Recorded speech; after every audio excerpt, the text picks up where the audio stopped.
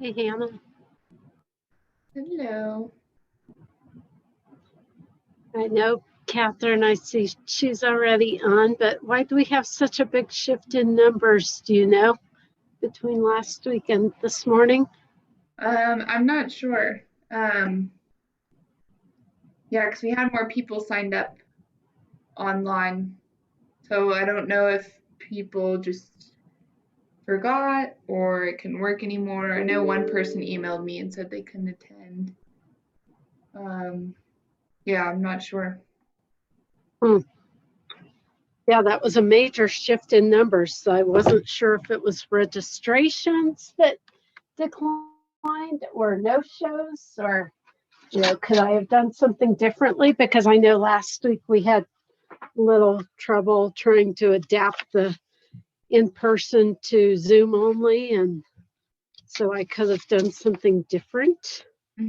Yeah, it was, we had 23 people signed up for it. So I'm not sure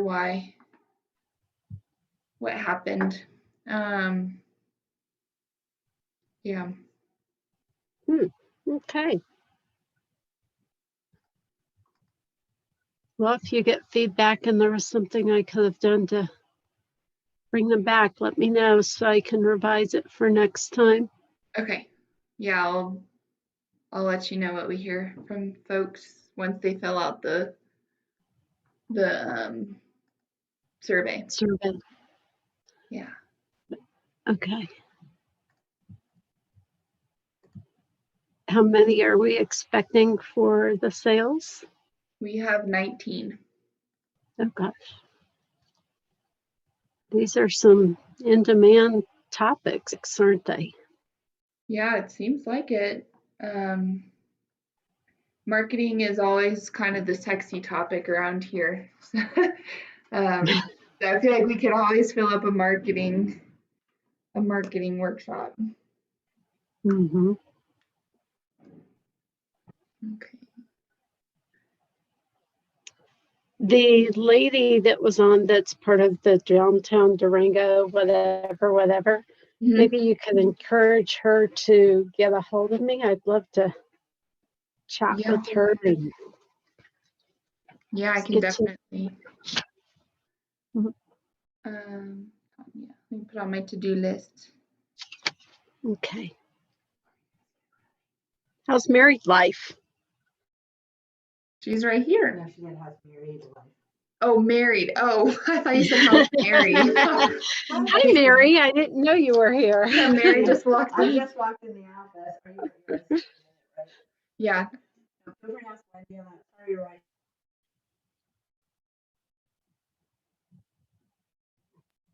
How's married life as a wife now, Hannah? It's good. I feel like not much has changed since we had been living together for quite some time before, so I feel like things aren't too different, but good.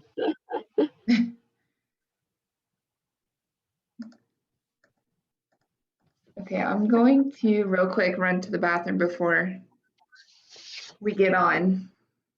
Okay, and I'm standing up, letting the blood flow before we get on camera. Yeah. Good idea. Okay, I'll be right back. All right.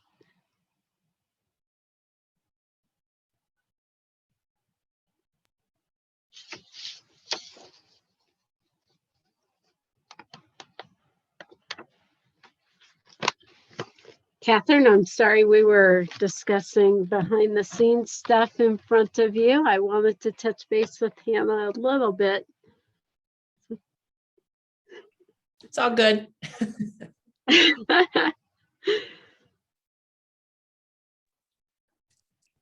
Mary, Hannah said you were in a auto accident. Are you doing okay?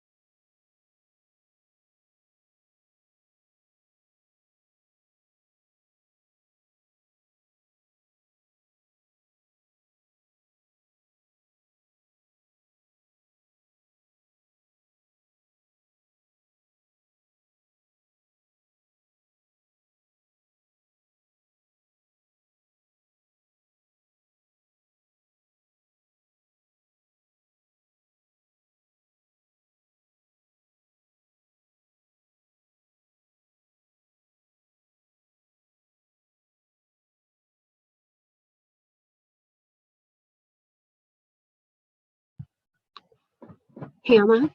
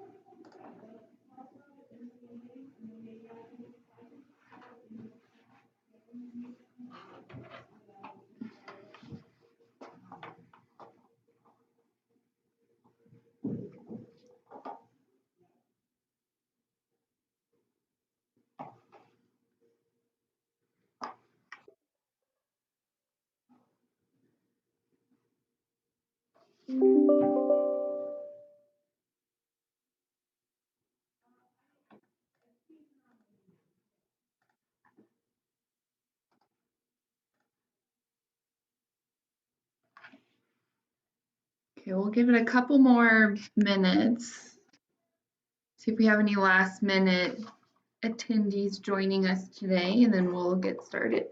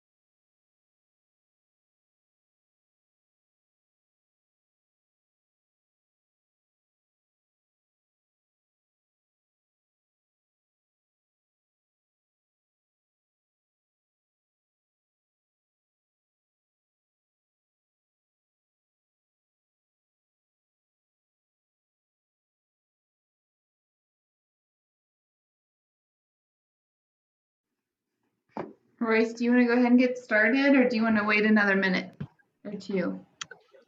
Let's wait one more. Perfect. I'll put my screen up. I'm seeing some new names.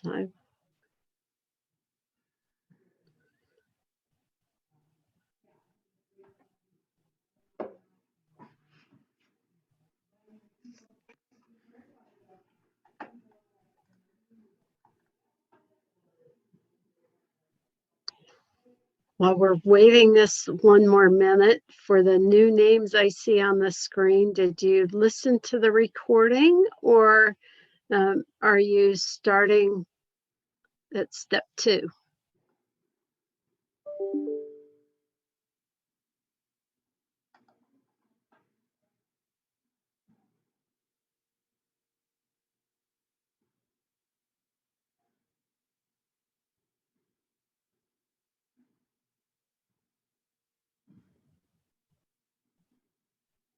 All right, Hannah, let's not penalize those that are late. We'll go ahead and get started.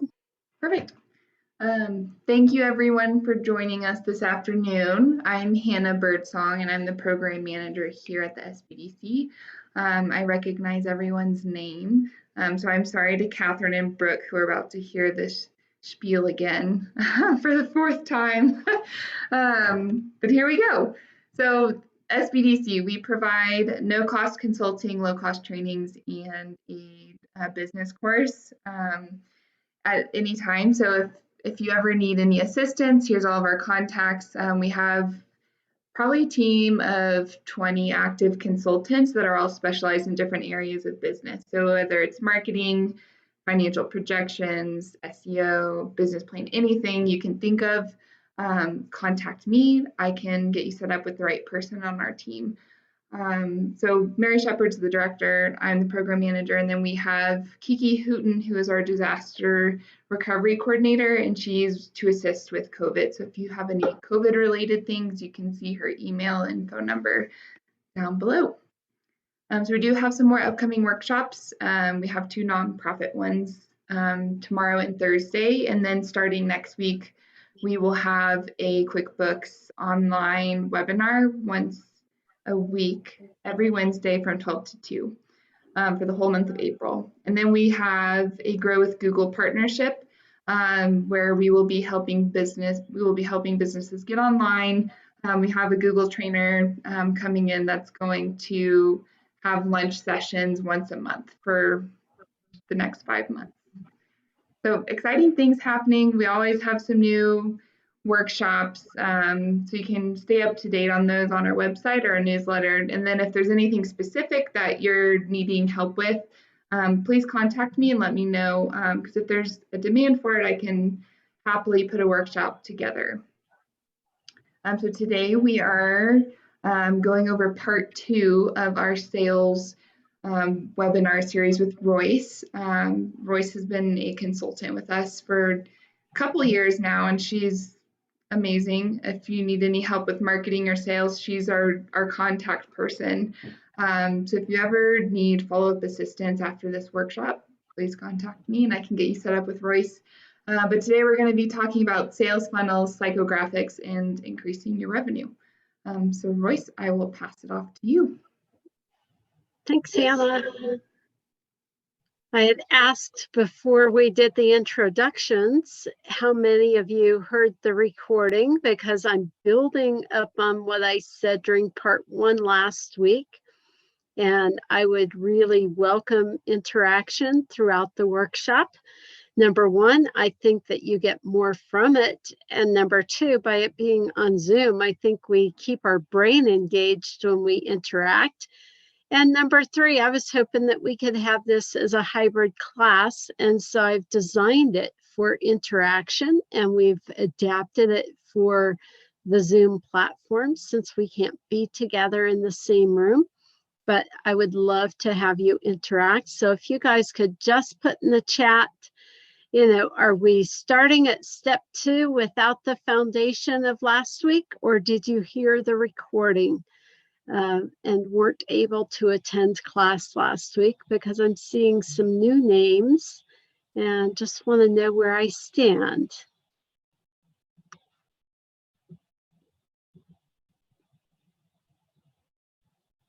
I see one response. Thank you, Autumn.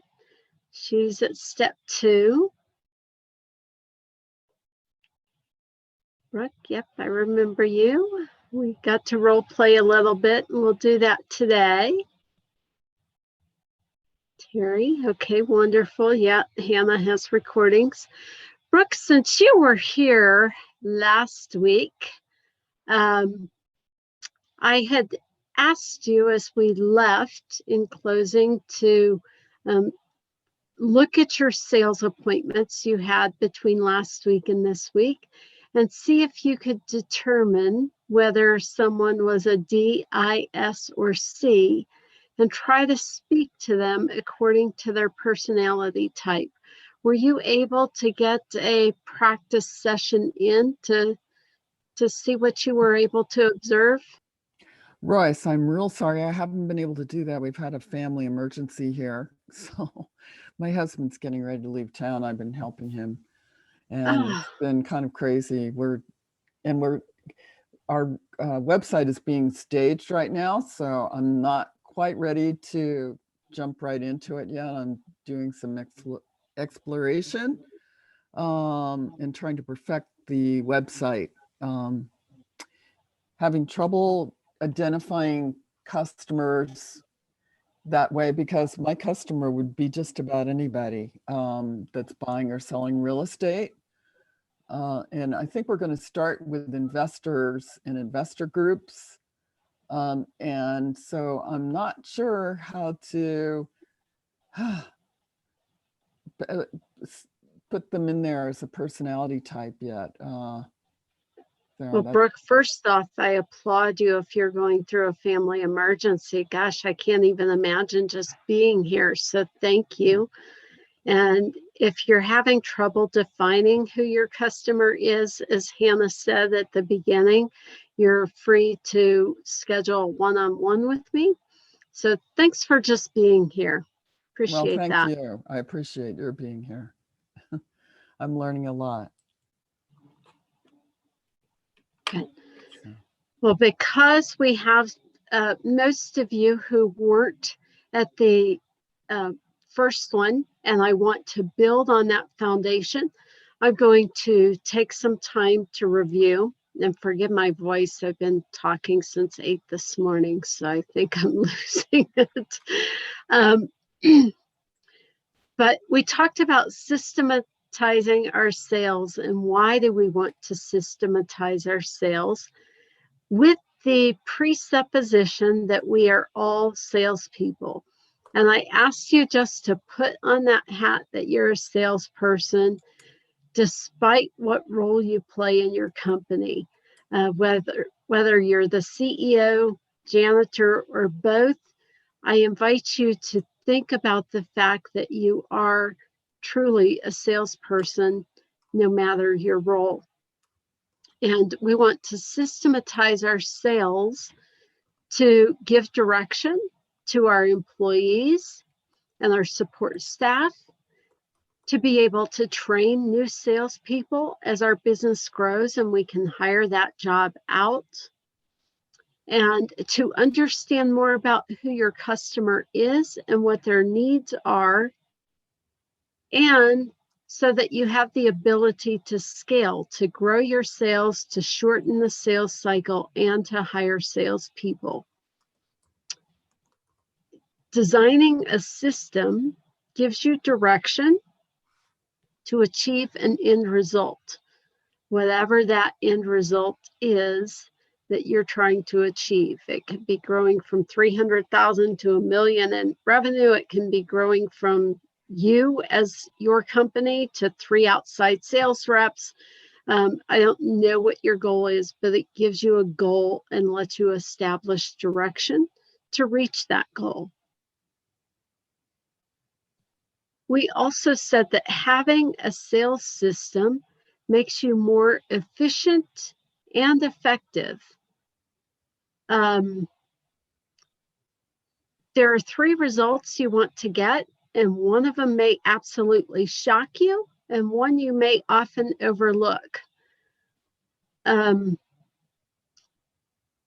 first thing that we know we want to get in terms of a response when we're selling something is a yes.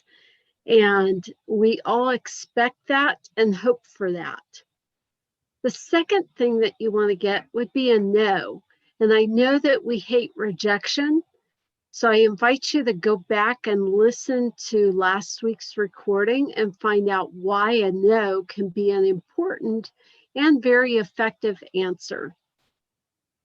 The third answer that I think is often overlooked is a referral. And whether or not you get a yes or a no, a referral can be important. I've often turned a no into a referral by saying to someone, Terry, you are not my ideal client, and I apologize, but I'm glad we found this out early on to save you and I both time. However, Terry, you did mention that you know a startup founder that's trying to grow by double digits this year, and I would love an introduction to that founder. Since I've treated you fairly and told you that you're not right for me and I'd be taking your money uh, without a good return for it, would you be open to introducing me to your friend? So that's a way I could turn a no into a referral. And most people who don't have their arm twisted and you persist in selling them something that they don't need until they buy it just to get rid of you, they will respect you when you tell them that they're a no, and they'll be happy to give you a referral.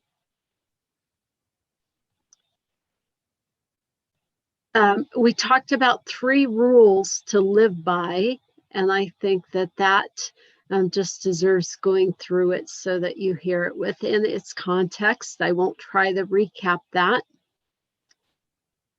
And then we talked about the 3 elements of communication, and we are going to talk about that because I'm going to draw a couple of you out to role play today.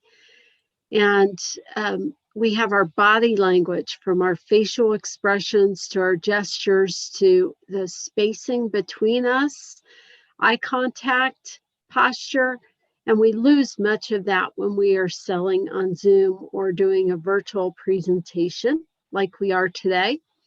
We have our tone, which encompasses our inflection, our tempo, our pitch, our resonance, and our volume. And last week, we talked about how that is an important player when we're determining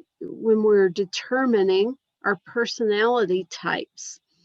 An extrovert, or a D or an I, typically talks faster and more animated than an S or a C, if you're familiar with the DISC profile types.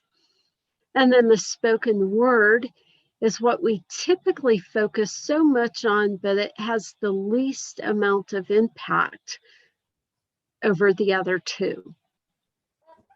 So who of you here are familiar with the DISC personality profiles? Can you raise your hand or say yes in the chat?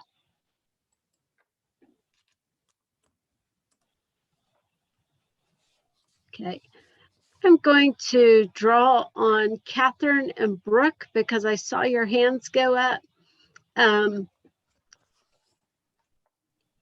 Given your particular product, and you can let us know in 1 or 2 words what that is so that the rest of the group knows, can you guys share your product and your personality type, and then let the other one pitch to you, assuming you've done the due diligence already. You're not just walking up to someone cold and saying, "Hi, my name's Royce and I want to sell you business coaching. Here's my card, call me."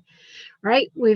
We're going to presume that we've had a 10-minute conversation and you've identified this person as your ideal client, and then structure the sale given their personality type. So, Catherine, product in 1 or 2 words, and your personality type, DIS or C, and then Brooke, the same from you.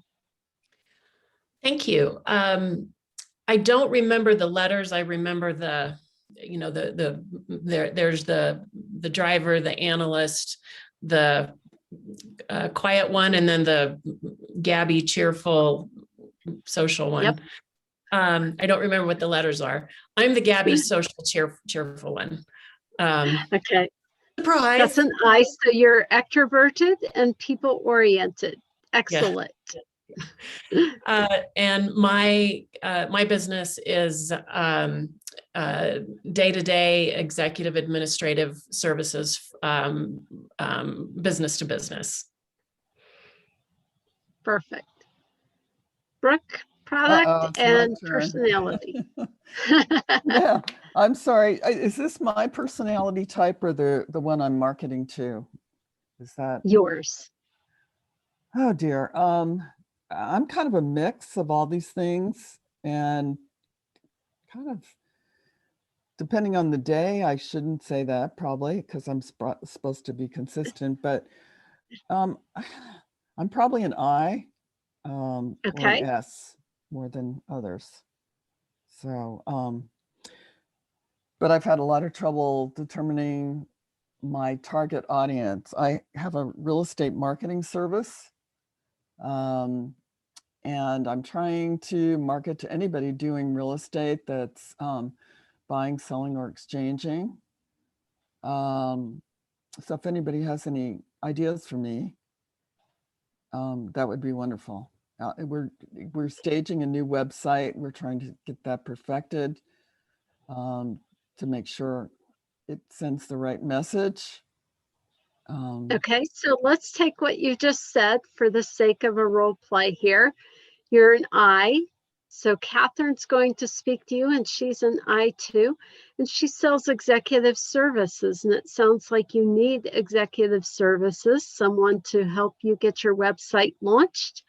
So, Catherine, you're going to assume that Brooke needs your executive services to launch her website and, you know, show her why she needs to capture emails and stuff. And you're speaking to a high I. So you're going to be more animated, faster, excited. Can you ask her for the sale?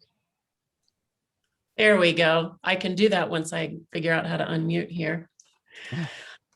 Well, Brooke, it was just so lovely to meet you, and I'm really glad we ran into each other. And I love your business concept.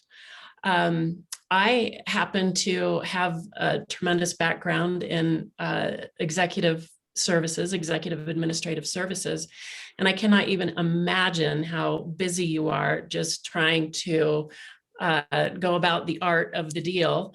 And I would definitely love an opportunity to speak with you about taking these day-to-day things off your plate, like managing your files, your website, your emails.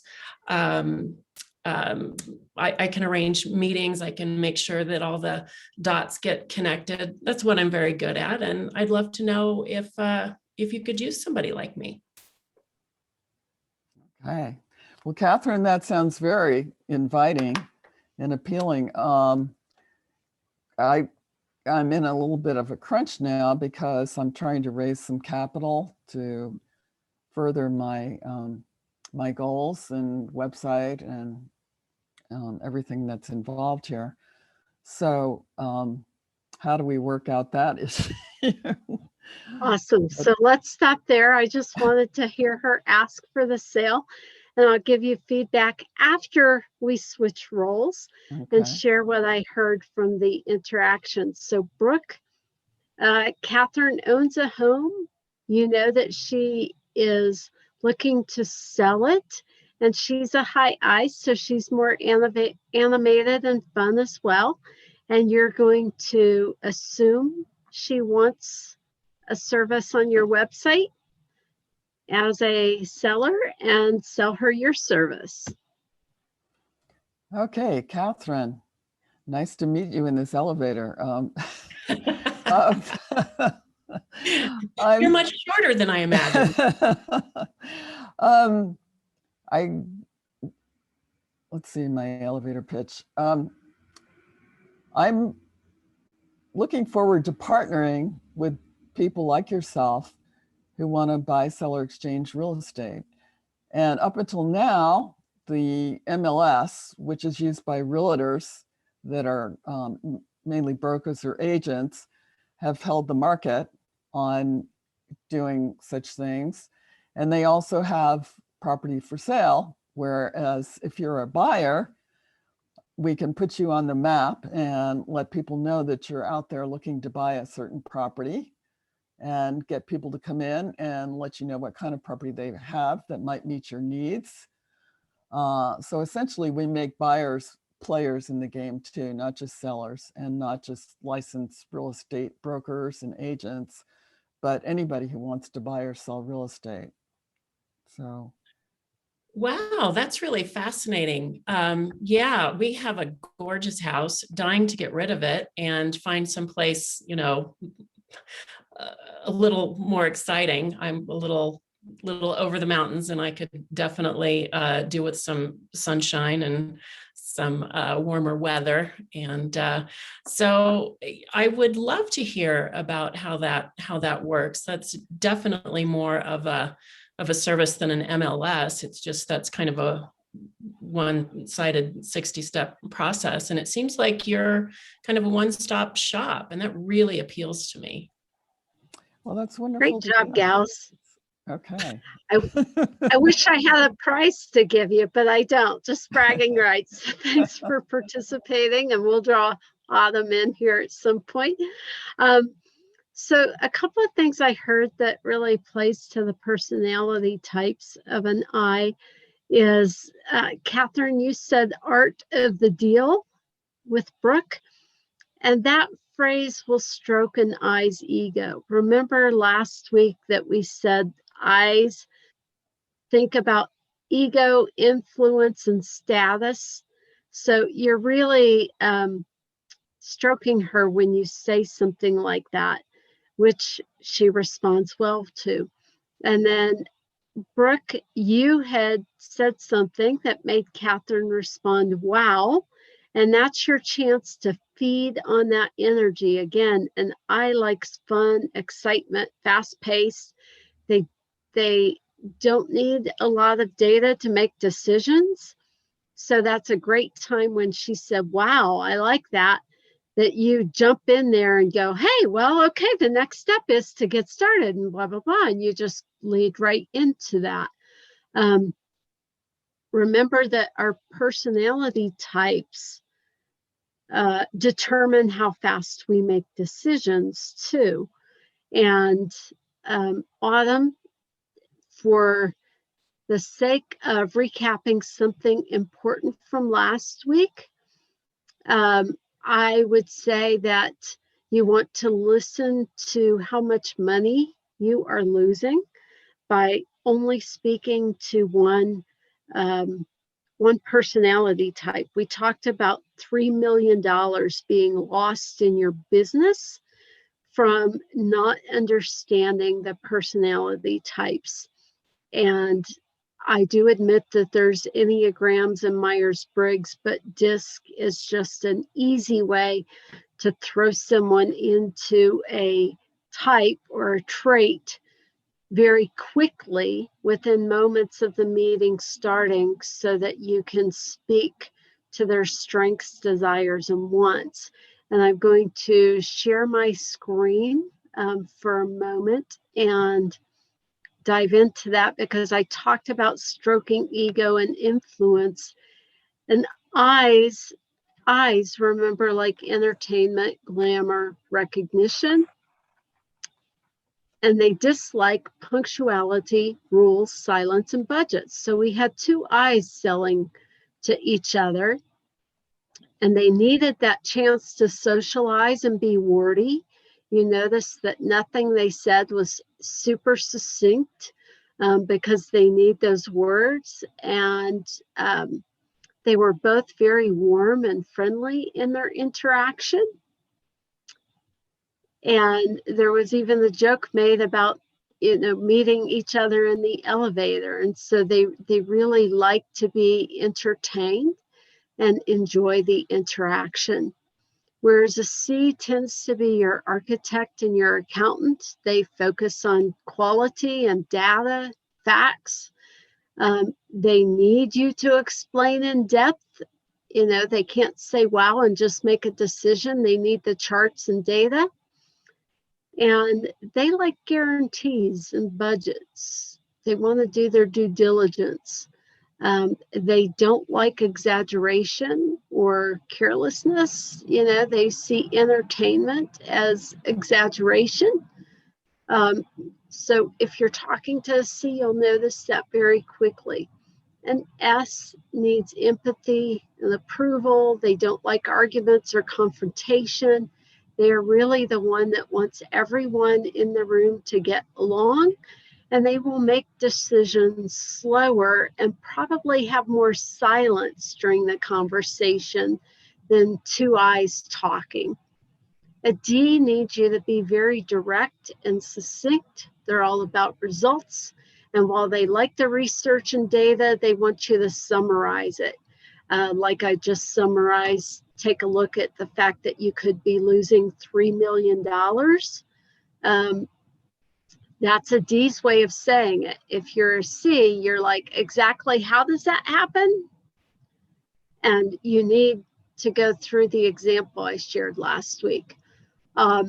So these are just some ways of building rapport and understanding who you're talking to so that you don't lose out on that $3 million.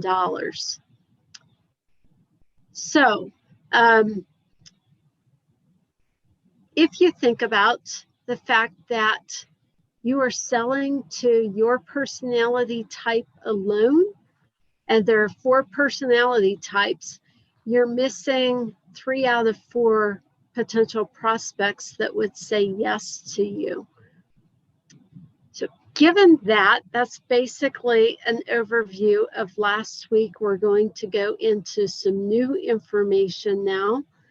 And Autumn, I want to give you a chance to share any feedback on the overview of last week that could be helpful specifically for you.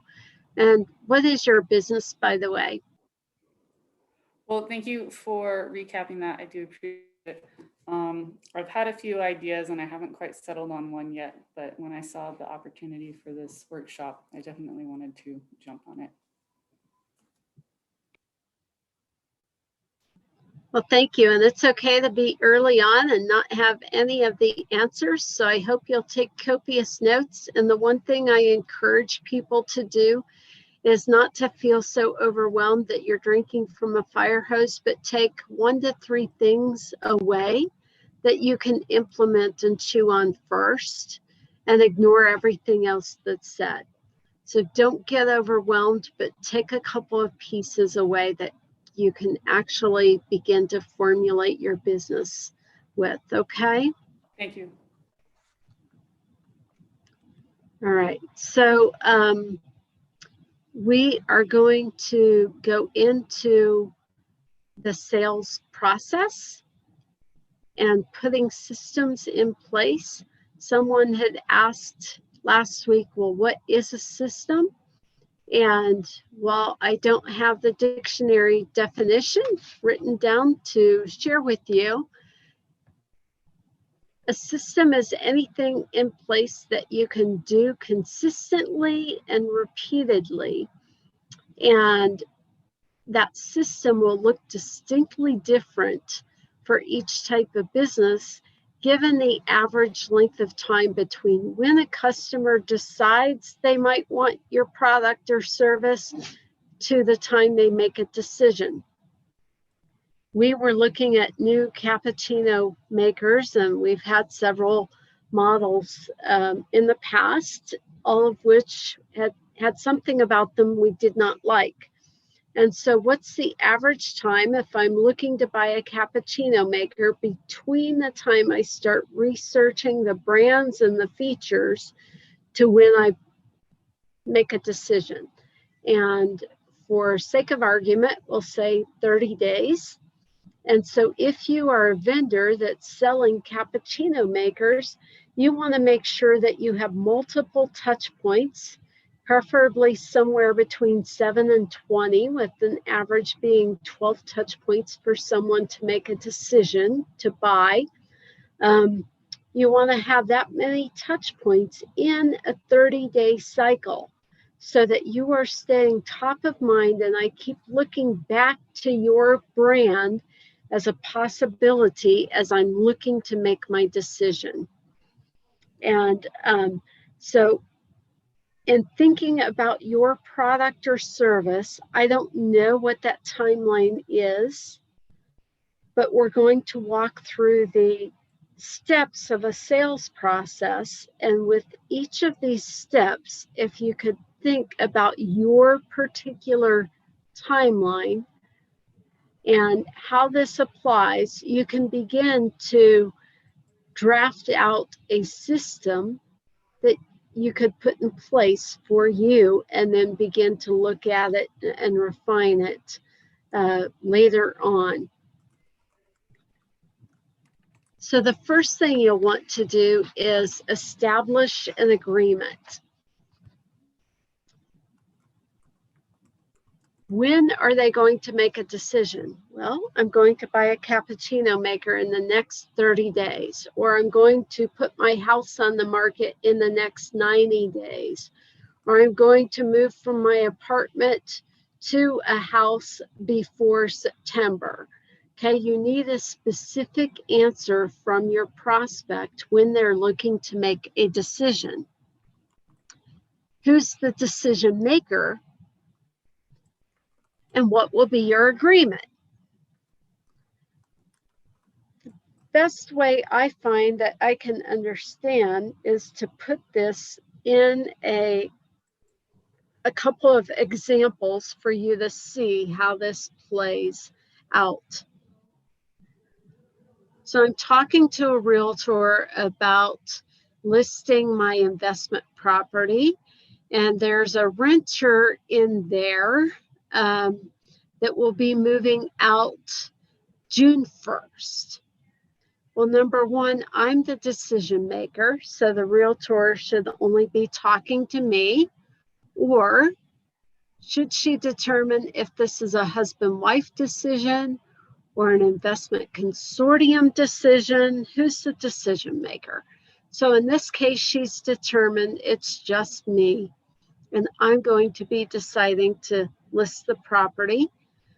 I don't want it vacant, so I have to pay my own mortgage. So if the tenant is moving out June 1st and the average time on market is 45 days in my area, then I need to put my house up for sale by April 15th. So today is March 30th. I'm looking to make a decision and hire my realtor in the next 2 weeks. So what will our agreement be? Well, Miss Realtor, in the next 2 weeks, I'm going to have a for sale sign in front of my property. And so our agreement is I'm going to interview 2 realtors to see which one I feel is best to work for my investment property and be my listing agent. So if you could follow up with me in 7 days, I'll let you know if it's you or person B, and we can go ahead and sign the agreement, and you can get the for sale sign in front of my window a couple days after that. You see how we've established an agreement and we've come to terms with what the follow-up is and when I'm going to make a decision. Yes. Now, obviously, if it's a different product, so let's say we're planning our child's wedding and they're getting married next summer, and we're looking to hire a wedding planner. Okay, the decision makers are probably mom and dad on both sides and the bride and groom. So that wedding planner needs to know that there could be up to 6 people who will come to an agreement on the decision. And the wedding's not until next summer. So we're probably looking to make a decision by September, which means I have 6 months that I need to be marketing to the bridegroom and both sets of parents if I'm the wedding planner. So I need to email market them. I need to probably call them, maybe send them a handwritten card or a bouquet of flowers or a box of chocolates in a heart box, something to stay top of mind, because 6 months is a long time and they will forget about me if I'm not throwing in those touch points over the next 6 months.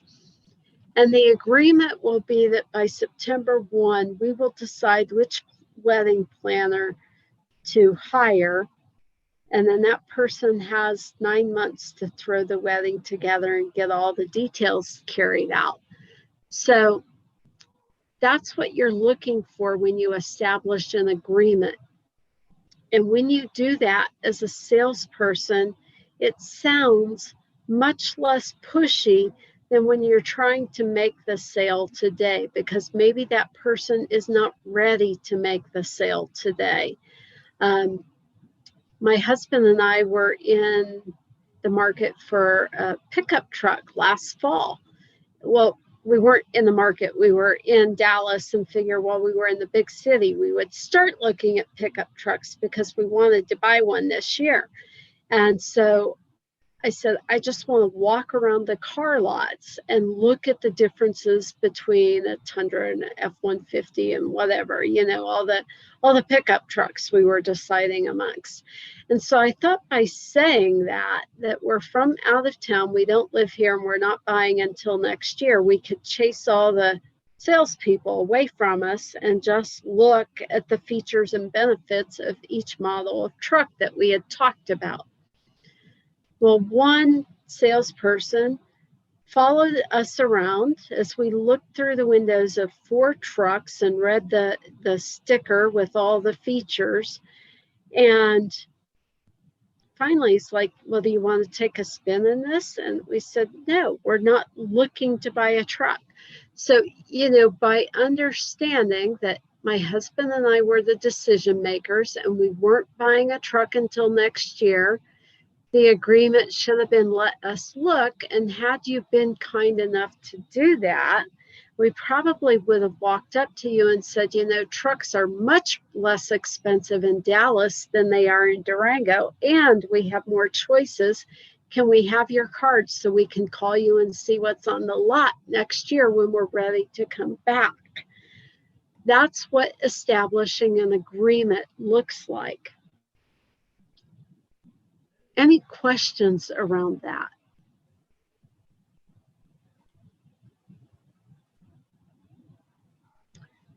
The reason to establish an agreement is it allows you to manage expectations, and it avoids you giving away free consulting for those of us who give products and services away. That used car salesman, by following us around for an hour and a half, could have missed selling to a customer that was walking around the lot and ready to buy.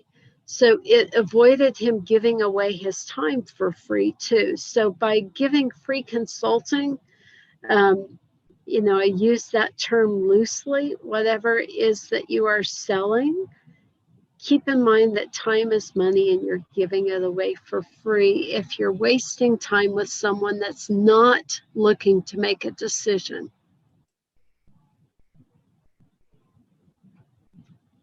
All right, hearing no questions, we'll move on. It's really easy to make an agreement with someone if you know what their pain point is, right? Going back to the truck example, you know, our pain point was that we live in the mountains and we want to start buying toys.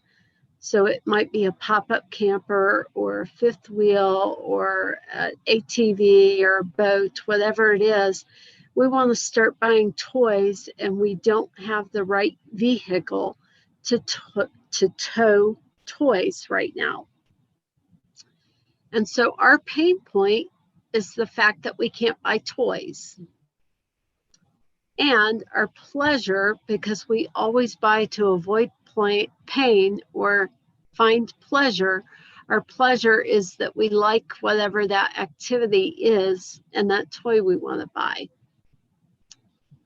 So by a salesperson asking the right questions, they can determine what pain we're trying to avoid or what pleasure we're missing out on, and know the reason we want to buy a truck. And then, whoops.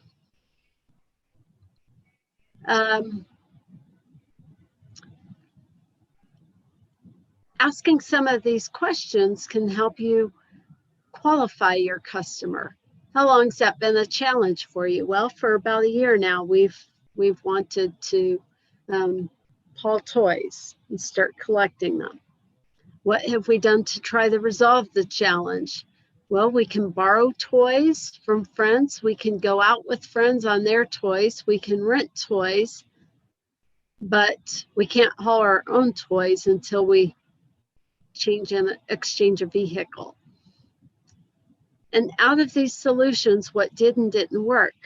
Well, what doesn't work is depending on friends to take us out on their toys because we're subject to their time limitations and their schedule. So that doesn't work. What did work? Well, the fact that we got to experience it and find out that we want that toy. And we can also try different toys. So take ATVs, for example. You know, there's a certain width that can go on a certain path, and we might want heated handlebars, or we might just want it for summer use, and heated handlebars aren't a big deal. And so what did work was the fact that we got to see what features come on an ATV and know which one we would want when we can buy it. And then how much is this challenge of not having a vehicle that pulls toys cost us? Sometimes we can quantify it into an exact amount, right? So for a cappuccino maker, I can quantify an exact amount. Well, because I don't have a cappuccino maker at home, we go out twice a week and pay $5 for a cappuccino at the local coffee shop. And there's 2 of us. So that's $10 twice a week. That's $20 a week. And we've gone without a cappuccino maker for 50 to, let's say, 50 weeks. So at 20 a week, that's 200, that's $1,000. We could have bought a couple of cappuccino makers for what that challenge has cost us, right? So sometimes we can quantify that into an exact amount and show your prospect that by not making the decision, they are actually losing money. And sometimes it's more of a qualitative, nebulous amount, like not having our own toys, right? Well, it's not costing us anything. Actually, it's probably saving us money not having the repairs and maintenance on our own toys, but it's costing us in terms of pleasure and the amount of time we can go out to enjoy our toys. Is this making any kind of sense to everybody? Sure. I don't know if you can hear me. But... I can. Yes, Brooke.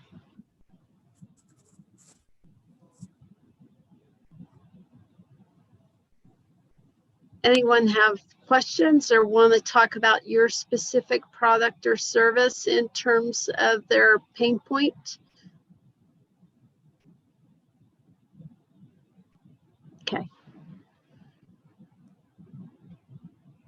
All right. What I always recommend is to answer a question with more questions. And I don't mean that in terms of the 3-year-old toddler that asks why 45 times and you get really tired of answering why because you don't have the depth of that knowledge to keep answering why, right? So we don't want to become annoying, but we want to actively listen and ask a follow-up question. And there's a couple of reasons that you want to do this. The first one is because the first objection they give you usually isn't the real objection. So, you know, I'm a D, and so when I was in that car lot looking at used trucks, I was being honest with that salesperson. Hey, we don't live here. We're not buying today. We're not interested in buying today. There's nothing you can do to twist our arm and make us buy today. We are planners and our C is coming out and we need lots of data and research. So we're going to research until next summer, right? Most people lie to you when they give you that actual objection. And so saying we're not buying today may have been a lie for 90% of people that walk on that lot. And they really do want to buy today. They just want to find out what they want to buy. So asking more questions can help you determine the real objection. If I were his normal customer and my husband and I walked onto that car lot and said, we're not buying today, he might have said, great. And what's making that decision hold off for you today? Well, we have to agree on the truck, and he favors one brand and I favor another, and we're looking for a tax deduction for our business next year. And so buying a truck over X gross weight gives us a tax deduction, right? And so had he asked some other leading questions, he may have heard through active listening that the tax deduction for the year 2021 was what was driving us to wait. And so nothing he could have said or done would make us buy in 2020 because it was all about our taxes. So asking us more questions can really help the salesperson understand the objection.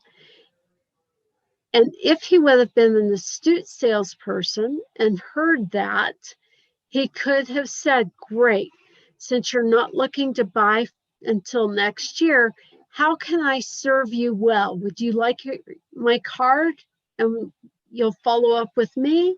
Or can we schedule a time in April for you to come back and see what's on the lot after April 15th when you file your taxes? Right, there could have been a plan for him to establish an agreement. But because he was not actively looking and was trying to sell the car today, he did not ask enough questions to know what our objections really were. And keep in mind that time and money are never real objections. Does that shock you guys when I say that? That sounds about right to me. Definitely. Time and money are never real objections. Time is never an objection because whatever you have time for, you do. So I'll be a little vulnerable here with you at the moment and share one of my weaknesses. I'm fit, but I don't like the gym, so I don't work out. Okay. And I'll say, well, I don't have time to work out. I'm working until 6:30 yesterday and today, so I can go on vacation tomorrow, and I have no time to work out. Well, that's not a true statement. The true statement is I've packed my schedule with work so I can do a week's worth of clients in 2 days because my real time is being allocated for vacation because that's important to me, but working out is not so important to me. So we always have time for things that are priority for us. I have friends who are faithful and go to the gym at 5 a.m. every morning. Well, I have nothing on my schedule at 5 a.m. except for sleep, maybe, so working out just isn't priority for me. Otherwise, I'd make time for it. Money is never a real objection because what we have money for, we find money for. If I wanted a brand new truck, I may not have $65,000 to plunk down and buy it cash, but I would be willing to take out $500 payments for it. So we always have time and money for what we actually want. Do not let a prospect tell you that they have no time or money for your product or service. Interestingly enough, I may walk into your coffee shop and say, oh, gee, I don't have $12. I don't have enough money to buy a pound of coffee, but I've just ordered a $700 cappuccino machine. So, it's just not a real objection. Don't stay focused on money as the primary objection, but drill down to what that means to them.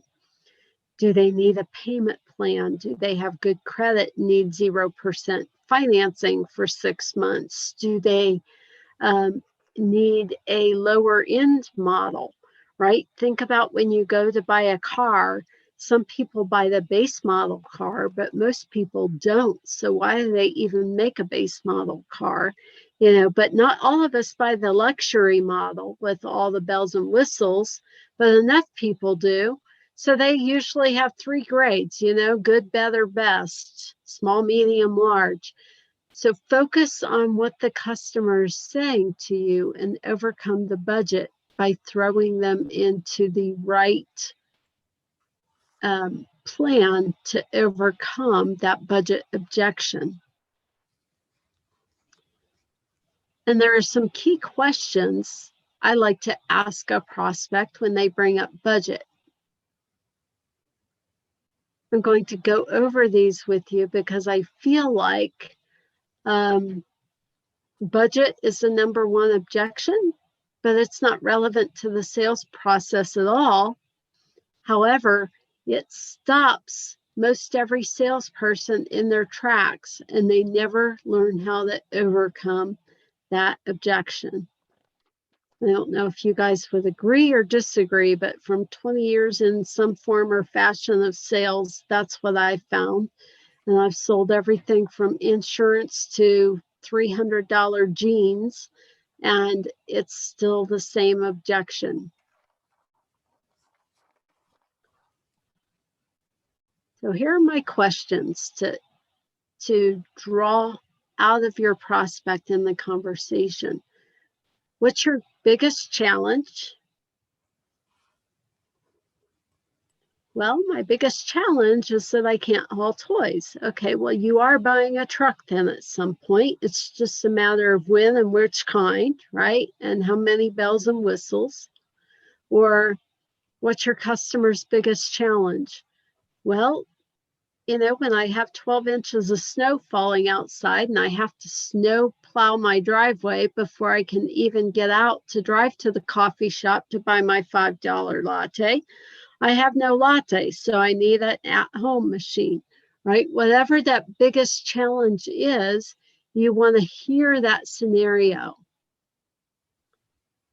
And we had someone in the marketing class this morning that talked about selling art is selling stories.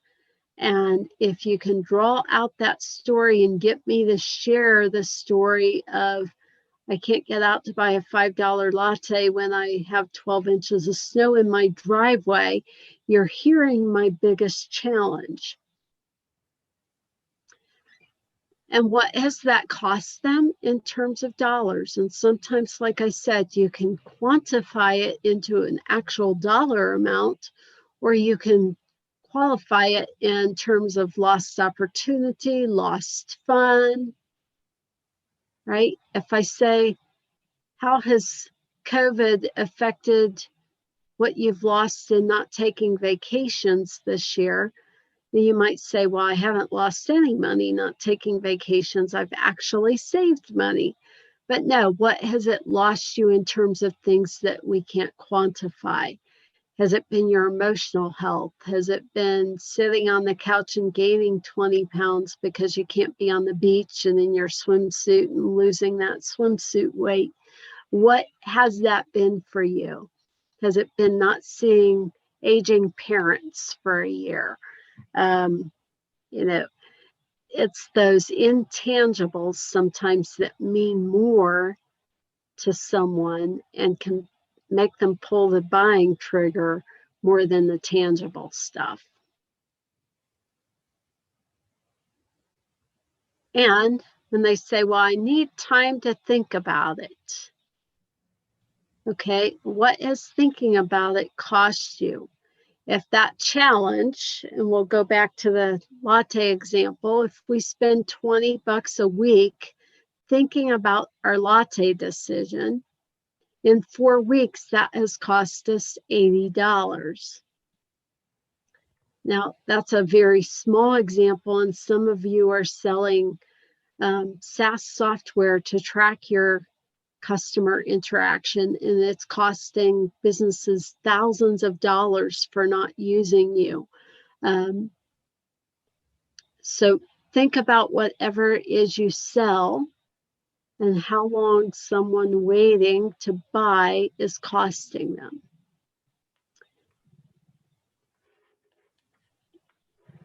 Getting to an exact amount helps them realize that waiting costs them money. If I am a business and someone's coming to me to sell sales training to me, and I have 10 salesmen, and they could all increase their closing rate from 10% to 15% if only they would get training. That's a small incremental increase, but if the average sale is $1,000 and they're closing 10 out of 100 and could close 15 out of 100, that's $5,000 more a month. And I have 10 salespeople, so that's $50,000 a month. And if my sales training costs that company $8,000 a month, they're actually losing $42,000 every month that they don't pay for sales training. So you see how the numbers add up, and when we quantify it, we can show how crazy it is to hold off on a decision because of the actual dollars that are being lost by not making a decision. And by addressing a scenario like that, if you've already determined whether or not the person is a D, I, S, or C, then you know how to go ahead and close them once you've pointed out that they're losing $42,000 a month. Right? If they're a D, you may just ask for the sale. So are you ready to sign today, Mr. D? If they're an I, gee, wouldn't it be fun to have $42,000 more in your bottom line in the black when you do your books at the end of the month? You know, if they're a C, hey, here are 3 case studies on people that did not wait and put that $50,000 into their bottom line. And if they're an S, wouldn't it be great if we could get everyone on the same page and increase their productivity and effectiveness just a little bit, and it would make such a big difference in your sales projections? Wouldn't that be awesome if we could get everyone there together? See, so how you can close them based on their personality types would be distinctly different. Okay, I've talked for what seems like forever. What questions or ideas has this part of the sales workshop sparked for you to use in your business?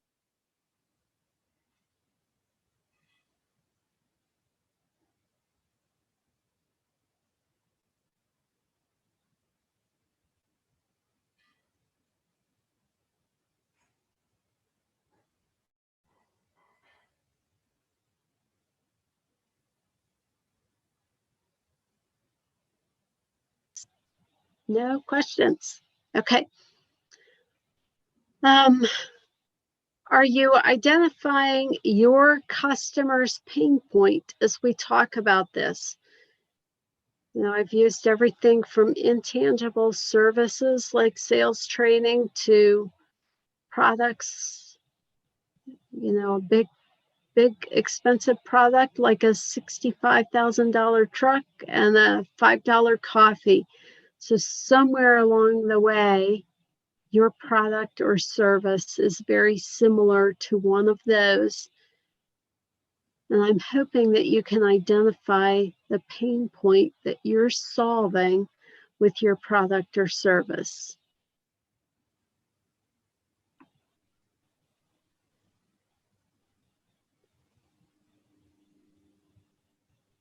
I also hope that you can start to formulate some questions that you could ask a prospect so that you can get to the real need that they have and the real objection, not the one that they're giving you. And remember that the biggest objection is budget. I already have the budget objection covered when someone lands on my website to see more. I have a monthly rate and I have an annual rate, and they save money by buying annually, but perhaps that chunk of change is too uncomfortable and the monthly amount is much easier. So I try to handle the budget objection right up front without us even having a conversation.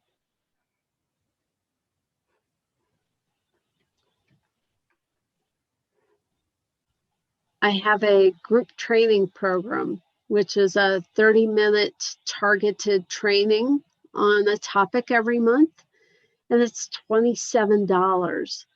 And so if someone said, well, I need to think about it, I might say, is there any reason that you wouldn't invest the equivalent of a dinner out tonight to find out if 30 minutes can solve your challenge in XYZ that you just told me about?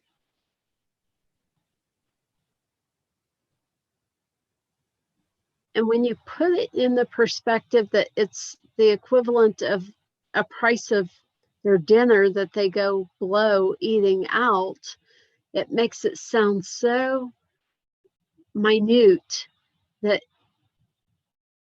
it's almost like they can't not make a decision to say yes.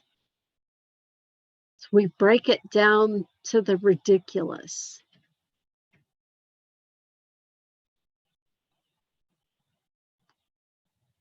And that's the next thing that we want to do, is have them make a decision. If they're not ready to be all in up front, do you have some kind of a two-phase solution or multi-phase approach? Can they dip their toe in the shallow end working with you so that you can build trust and establish a relationship, and then they can go deeper?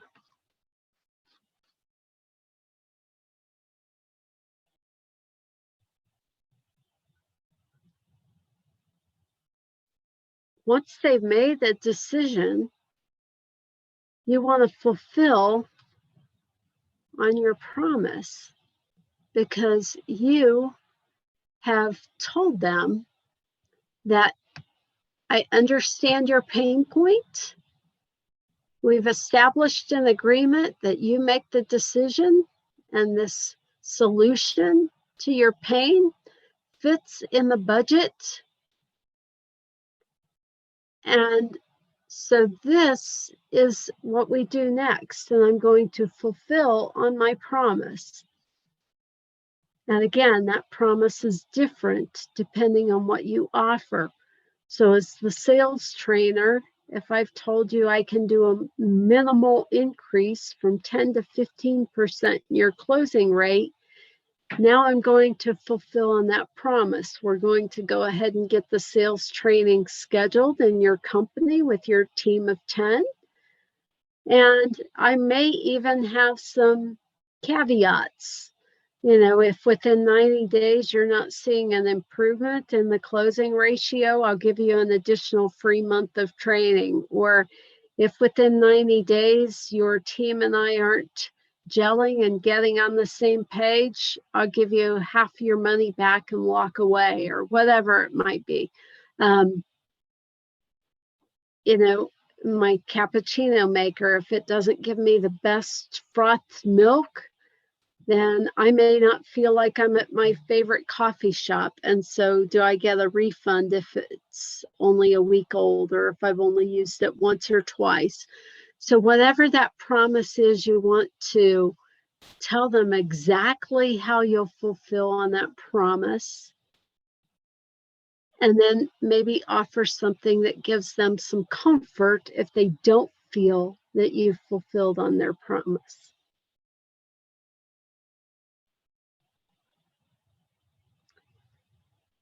So we've covered establishing an agreement, defining their pain point, asking additional questions to get to the real objection,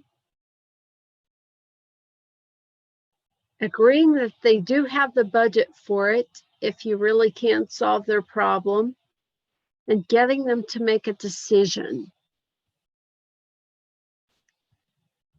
What's one thing that you guys can do this week in meeting with your prospects that can utilize this?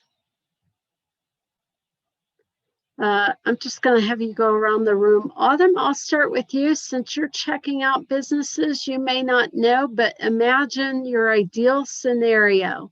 You've started your business, you're meeting with someone tomorrow to sell them on XYZ product. What is one thing you've heard today that you can use in that conversation?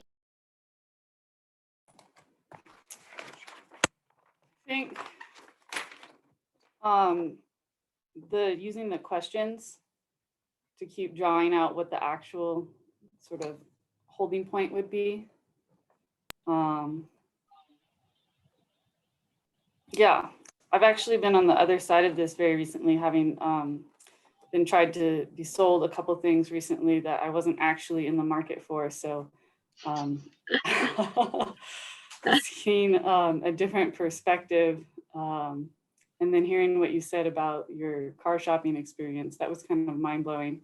You know, that, yeah, you would have come back to them if they hadn't been so in your face about that. So definitely working with the personality types and then asking more questions to kind of find that sticking point. Yeah, excellent. You'll enjoy part one if you go back and hear it, because we really talk about trying to get to a yes or no as quickly as possible. And not everyone is your prospect. And I think that all of us appreciate not having our arm twisted and being sold something we don't need. We really respect the salesperson that can say, you don't need what I have for you. You're not my client.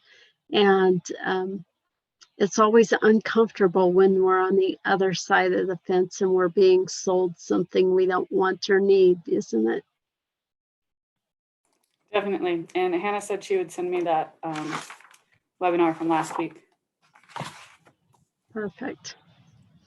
And with asking the questions, you may realize this as you hear last week's workshop, but when you ask questions, sometimes the words that they use and the way they answer will give you insight into their personality.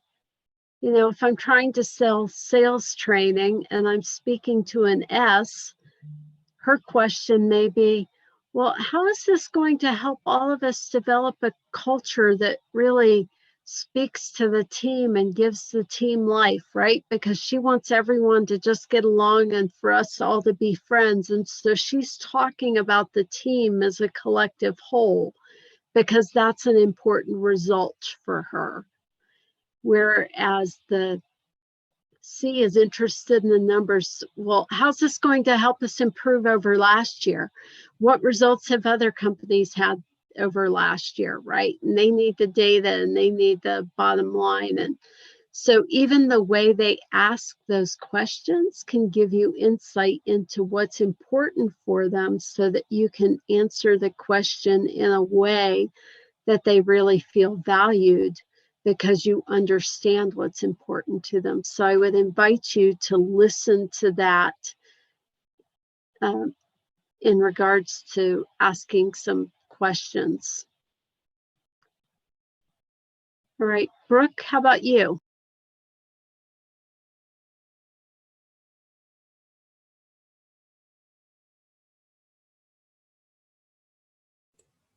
Can you hear me okay, Royce? Yes. My sales job is a little unusual. I'm not specifically trying to sell something that costs money.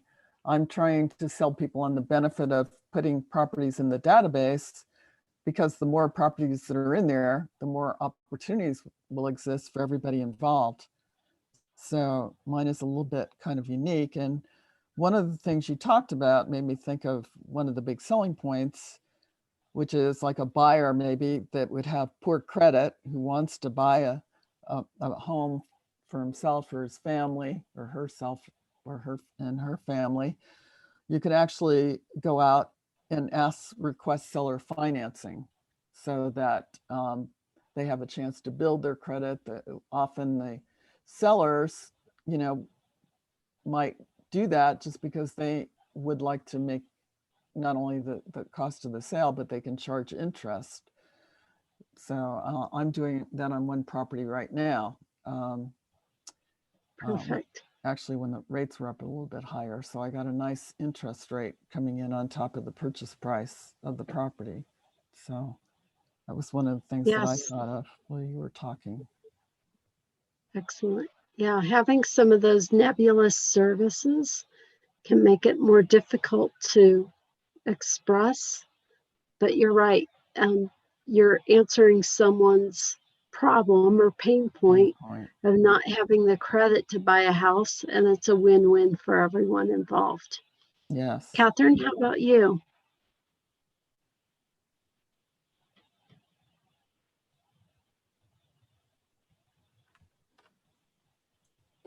There we go. There is so much here. I love the way this is that this is being presented, because it goes back, certainly in my mind, it just kind of comes full circle to we're here to serve, not to sell, and if I can't engage and interact with you as primarily as someone who, if you need help, I'm here to help you kind of define your problem and figure out if I can, find you some options, help you think through it, and get your needs met. And I love this whole process of meeting needs rather than meeting a sales deadline, because I'm just so glad to find out that sales is not really about sales in this class. It really is about, service, and that's what I'm selling. I'm selling service. I'm honestly here to help you figure something out and see if I can come up with an offer that will help you, or certainly just create a relationship so you might want to circle back with me, and I might get in touch with you for the future, because I may have something and think of you. So I love that whole relationship aspect of it. It's a very heroic and noble twist to salesmanship. Well, I can't say that everyone would teach with that perspective, but it's what works for my personality, because yes, I can talk you into my $15,000 coaching package and make money. But if you're miserable and I'm miserable as we work together for the next 12 months, and then you leave with a bad taste in your mouth about Royce, and you give me a bad online review or don't refer anyone to me, was it really worth the $15,000 coaching package I sold? Or would I much rather, sell you into my $27 a month group training, have you rave about me, and send me 10 other people into that training, right? So for me, it works to serve first and not to work with people who are not a good fit for me or not a happy partner with me, because I really feel it's a partnership. And so I'm not sure you get that perspective in every sales training class, but it's the one that has worked for me, and my business has grown through using it. So if I can't serve you and it's not a win-win where we're both excited to work together, then we probably shouldn't be in the relationship. And so thanks for that. I'm going to share my screen with you guys again and move forward. Thanks for interacting. Here are some objections that the salesperson will come back and tell you, gee, I couldn't close the sale because they weren't ready. And again, that's why systems put in place and you seeing yourself as a salesperson works, because then you can train around this. Well, if they weren't ready, they wouldn't have put an hour in their schedule to meet with you today. So, like when I'm just trying to walk around a used car lot, I didn't make time in my schedule to work with that guy. But when I'm ready to buy, I will block out 3 or 6 hours, who knows, to go and deal with the car lot and negotiate my price and whatever. So someone has not put you in their calendar if they're not ready to buy. We've already talked about not having the budget. Everyone has time and money for things that are important to them. So dig deeper and find out what the real objection is. Usually it's, I'm not sure that what you want to charge me is worth the problem you're solving for me. And that goes back to the sales training example. If you can actually quantify what they're losing by them not buying, then they find the budget for it. I've had salespeople say, well, I have a long sales cycle. I work with city governments or I work with libraries and they take forever to make a decision. Or I sell $100,000 product. It takes forever for someone to make a decision. No, sales cycles aren't long or short depending on your customer or the price of your product. When you systematize your system, you make your sales cycle more efficient, not less efficient. So if I have $100,000 piece of farm equipment that I sell, it's not a long sales cycle. It is about you knowing when they're going to pull the trigger. If my equipment helps plant seeds, they're probably going to buy that in the springtime. Or can I show them how buying in the wintertime and keeping it covered up from the snow will make it worth their while to have when spring hits? It's really not a long sales cycle. I had one client who works with entities such as libraries. And when he first started working with me, he told me that.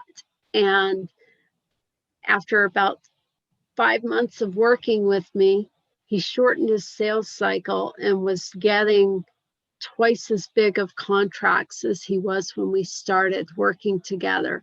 So really having an understanding that that's not an excuse, but it's a reason to ask questions, as Autumn was talking about, will help you understand your client. You weren't speaking to the decision maker. Well, then why were you even there, right?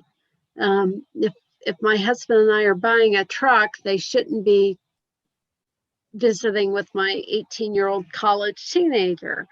Or if you're trying to sell coaching to the founder, why are you talking to the business development guy or the CMO? Talk to the decision maker. If they're not ready to fulfill on the deal, why not? And again, understanding their reason for buying will help you close the deal when they're ready. If for me buying a truck is all about my 2021 taxes, well, then the guy should know on January 2nd to be calling me.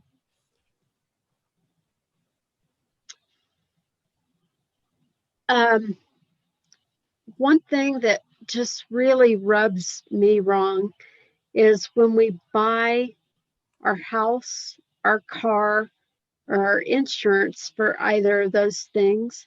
Those are traditionally our three biggest expenses in our entire life. And yet, after the conclusion of that sale, you never hear from those three people again: your real estate broker, your car salesman, and your insurance broker. Why not? So I want to talk about post-sale follow-up.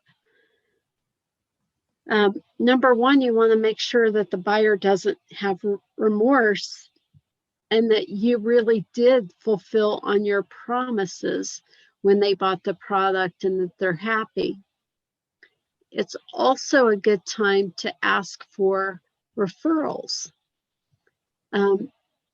When someone is most excited about their purchase is when they're the most likely to give you referrals. So when I'm happy that I just switched from Geico and saved 30% on my insurance, that's the time to ask me for a referral, not when the premium payment came out 6 months later and I'm upset that my balance went negative because I forgot it was coming out, right? So you want to get them when they're excited. After I've driven that truck home on a 12-hour trip from Dallas, it would be the time to call me and ask me how that truck was running and if there's anything that they needed to fine tune, not 45 days later after I've just put new tires on. So remember to always follow up post-sale because you'll get referrals, you'll get a raving review, and if you never forget about the person, those are always repeat purchases. I'll never forget buying a house, and I happened to buy a house that the realtor brokered for the builder that built the house. And there was something left undone that was promised that she would have the builder do, but it had to be done after closing. Well, that didn't really happen the way it was promised, and we were very upset that it didn't happen as promised. Well, the reason was she worked for the builder. You know, he built 10 homes a year or whatever he built. And so she looked at us and said, they're one sale. He's 10 sales. So I have to keep him happy. What that person missed was the fact that we weren't one sale. We were actually 3 sales because of some investment properties in the area that we bought. And how many referrals were we? So never look at your prospect and just think, oh, they're peanuts. They're one sale as opposed to 10. I think that fulfilling on your promise and continuing that relationship out of genuine concern and service after the sale will benefit you far greater than just writing them off and making it a transactional sale.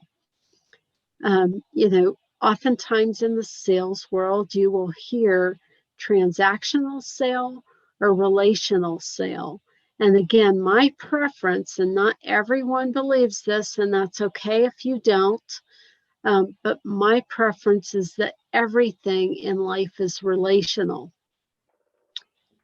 I had a conversation yesterday with someone. I've created my own online courses, but I'm looking to create an online course in a way that I haven't yet. And so I went on my LinkedIn search, and I'm connected to 10,000 people, all of whom I don't remember. And I searched for course creator or something like that. First connection, meaning I'm personally connected to them and we've probably met somewhere along the way. And about 12 people come up.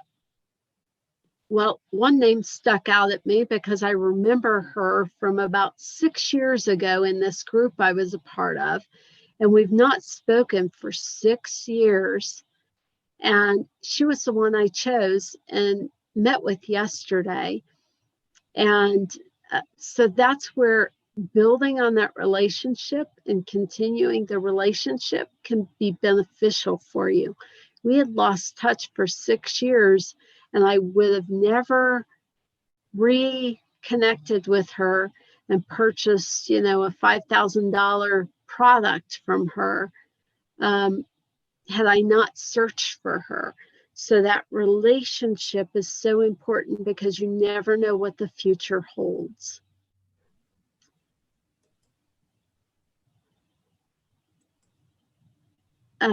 There are 3 parts of a sales pitch that I want you to think about. And we've talked about tonality and body language and spoken word. We've talked about our DISC personality types. And now I want to add one more component to this. When you go into a sales meeting, one thing that makes a huge difference is our attitude. I remember going through a funk in a sales role that I had working for a company, and I was batting 0 out of 100. I mean, I wasn't selling, a glass of water to someone in the Mojave Desert. I don't know why, but it was not happening. And after a while, I found myself going into a sales appointment with the mental attitude of, it doesn't matter that I'm going in to talk to Autumn. She's not going to buy anyway. And even though that is an unspoken thing that I was telling myself in my head, it was coming through in my attitude as I was speaking to her. Yes, Brooke, I will try. Behavior, the way I behave. Am I showing up late or on time? Am I showing up well prepared or haphazard and careless? Am I showing up with an ego that I have all the answers, or am I showing up with the ability to listen to your needs and respond to them? Our behavior says a lot about what we expect to happen during the sale. The guy that followed me around the car lot for 90 minutes, his behavior said if I twist their arm long enough, they'll walk off the lot with a new car today. That was not going to be the case. And then technique. You guys have been on the receiving end of a bad sales pitch, and you've been on the giving end of a bad sales pitch. We've all given a bad sales pitch, and sometimes our technique can turn someone off.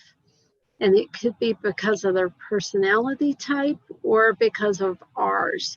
If I walk in with a binder full of 300 pages of case studies because I'm a C, and I'm talking to an I, and I expect him to listen, and we're going to cover every page from the front to the back, my technique is not working.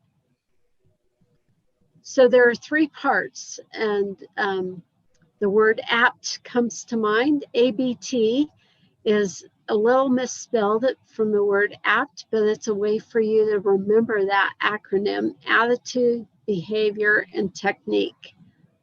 You are apt to make the sale when you use apt. Let's finish this off on how to handle the prospecting call. And yes, that goes way before everything we've talked about. So why didn't I address that at the beginning? because I think it's important for you to understand these best practices of the sales process so that you can look differently at the prospecting call that happens at the beginning of the process. And I like to start by keeping it short, okay? We've all had those scam calls interrupt our day. You guys have probably had one come through during this workshop. They are an interruption, they are rude, and you are a little snippy when you get them. So why would we expect our prospect to think that we are anything different when we're that salesperson, right? So go in with the attitude and the behavior that you are a rude interruption to their day, and you are going to make it as pleasant as possible for them because you know that they likely need what you're selling.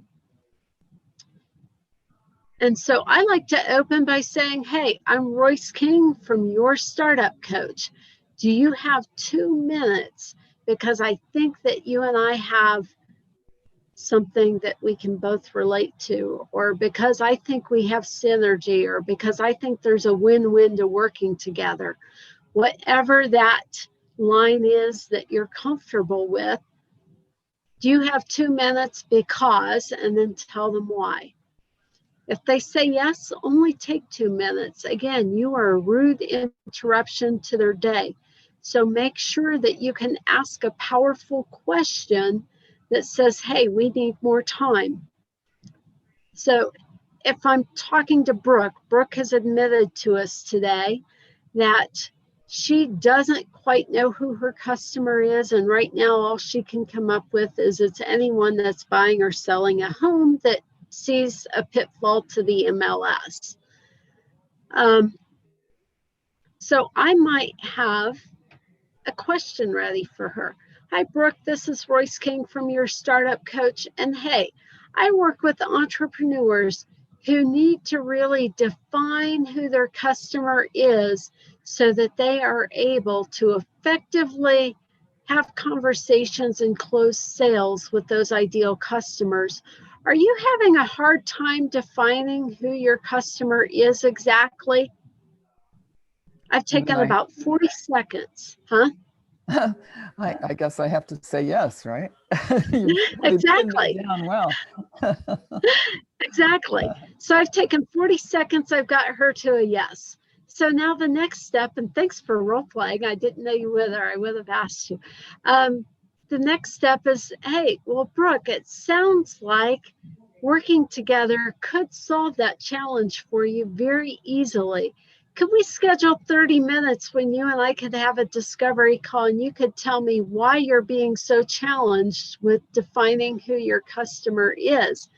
And now we schedule the time for me to make the sale. I don't ask for 2 minutes and then take 30. If I remember I'm a rude interruption to Brooke's day, I respect that. And I quickly find out that she has a need I can fulfill. And now we schedule a time. I like that idea. Yeah, makes sense. Great. So as you define who your ideal customer is, what is that one question that you guys can ask within the first 40 seconds of the conversation so that they can schedule an appointment? Now, if they say, no, I don't have 2 minutes, I know we've all been there. You know, perhaps I have a call that comes in and I say, oh gosh, Hannah, I got to answer this call. I just know it's my doctor calling me back with test results or something, right? It's something urgent. I feel like I have to answer and break away from this workshop for. And I answer it, and gee, it's not my doctor with test results. It's some salesperson rudely interrupting the fact that I'm teaching a workshop. And they say, do you have 2 minutes? No, I don't. Well, if I say no, then ask when I can call back. I'm sorry for interrupting you. When would be a better time? And respect that and get off the phone quickly.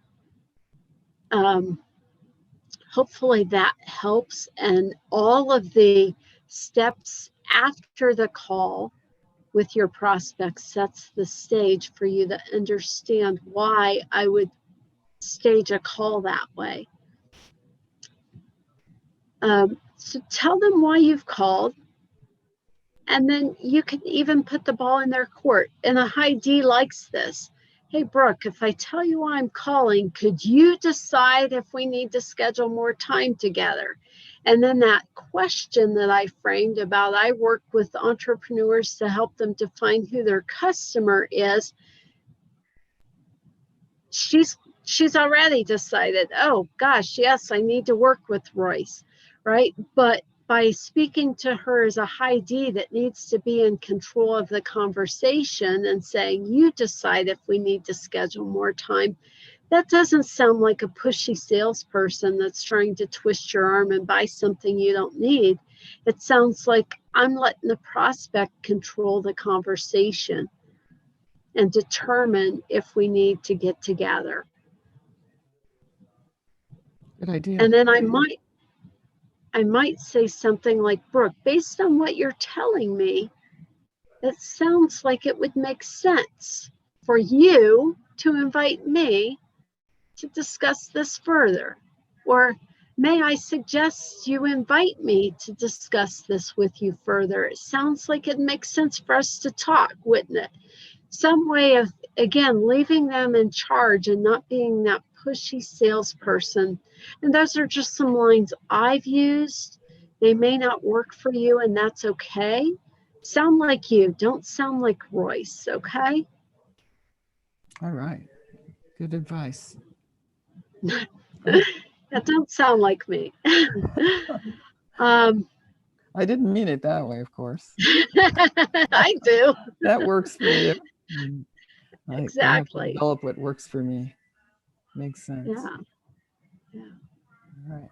So, Brooke, you had asked me privately, let me read the question so I don't misquote it.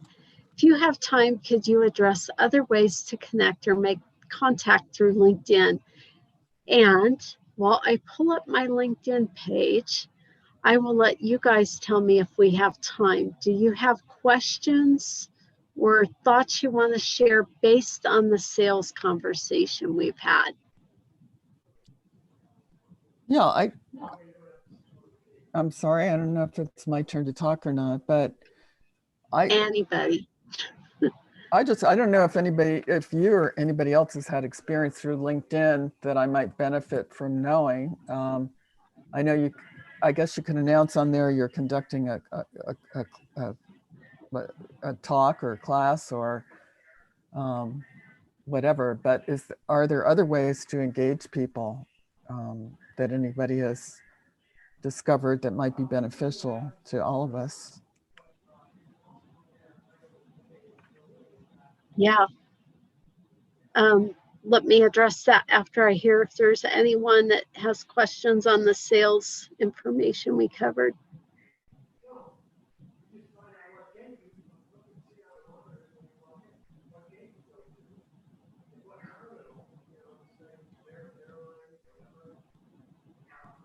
Okay, hearing none, you can connect with me anytime after this, and I will spend a little bit of time on LinkedIn and show you how it relates to sales.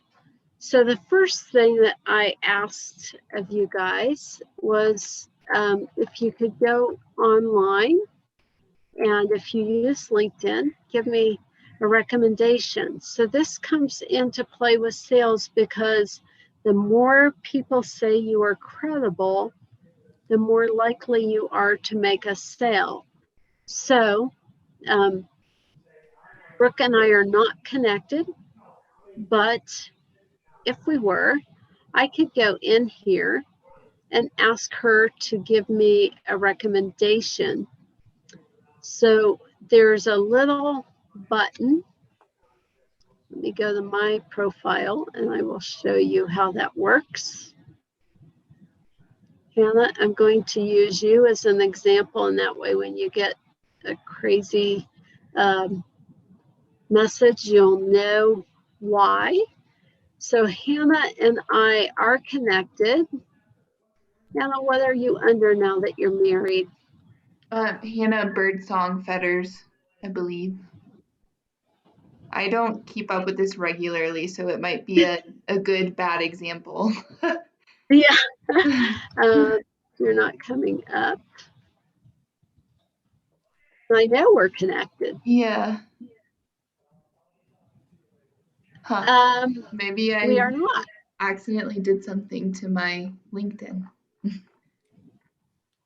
Okay, we will use Mary. Why? I Why are wonder you why they're guys not not coming coming up. up? That's weird. I don't know. We are connected. Yeah.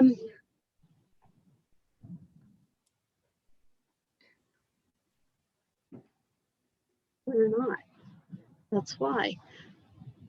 We have been before. So obviously Hannah just said she doesn't use LinkedIn. She only has 129 connections. So that tells you she's not very active. But once we are connected, I can go down and ask for a recommendation of her and give her a recommendation. And that will help people see you as a person of expertise in whatever it is you do. And so recommendations are one way of using it. Another way of using it, let's see. Who would you want to connect to in terms of title, Brooke, since you asked this question? Well, I like to call them real estate influencers, and those are people that head up groups of real estate investors that buy and sell real estate. They would be more likely to have a number of potential contacts for me to engage with. Okay. Influencer usually isn't in the title, so I'm going to just go search real estate investor. And he's from Oklahoma City. I don't know if you work locally in the Durango area or not, but Nationally. if he said Durango, okay. So he would be someone you could click connect and then write a note. Hey, I have a platform that can help you expand your opportunities to invest in real estate and make money. Would you be interested in the conversation?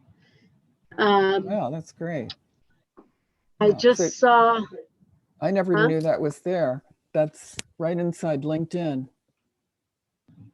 That search. Yeah, I think I searched course instructor when I was searching for my friend. And then I went down to people and I clicked first level connections and I clicked show results.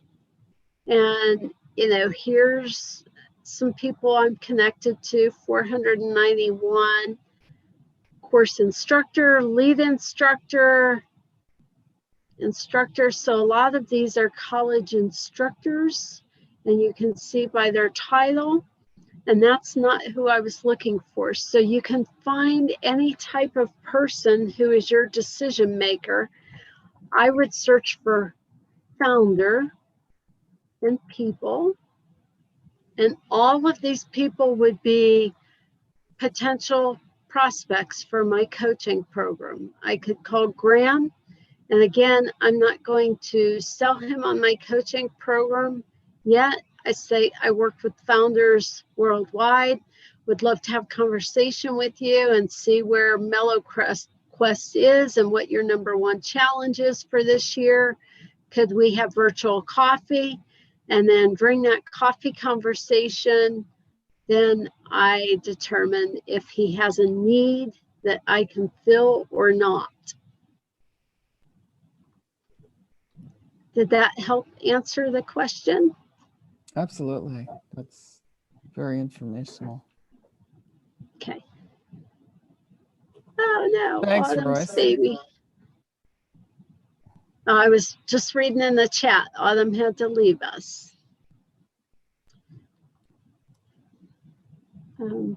Catherine, questions?